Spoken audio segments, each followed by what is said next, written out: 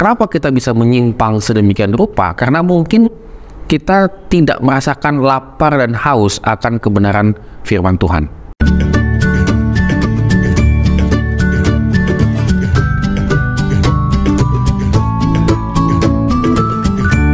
Shalom Go Traders, hari ini kita bersyukur karena Tuhan begitu baik dalam kehidupan kita, dan kita akan kembali merenungkan firman Tuhan di Matius pasal 5 ayat yang ke-6. Berbahagialah orang yang lapar dan haus akan kebenaran, karena mereka akan dipuaskan. Nah, ini satu kalimat yang luar biasa menurut saya, karena apa dimaksudkan dengan lapar dan haus begitu ya.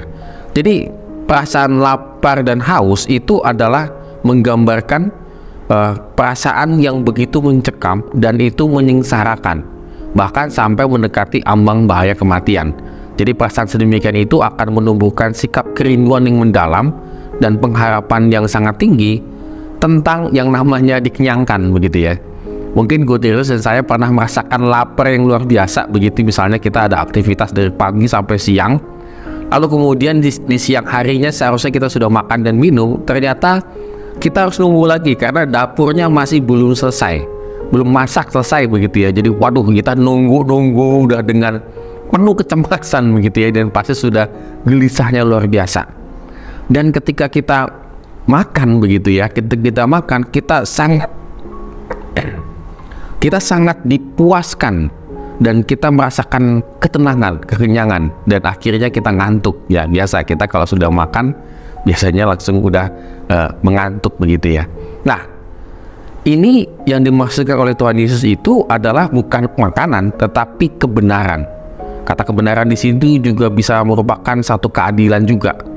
Jadi orang yang betul-betul ingin merasakan keadilan, ingin merasakan kebenaran yang sangat terdalam dalam jiwanya, maka dia harus datang kepada Tuhan Yesus sebenarnya.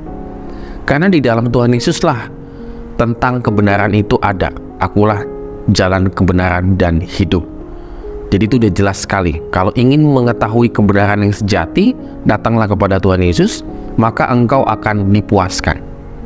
Nah, Go Traders, pada hari ini kita kadang-kadang hidup dalam tidak kebenaran ya. Artinya kita seringkali menyimpang, hari-hari kita dia menyimpang dari kebenaran firman Tuhan, sering berbuat dosa dan seterusnya.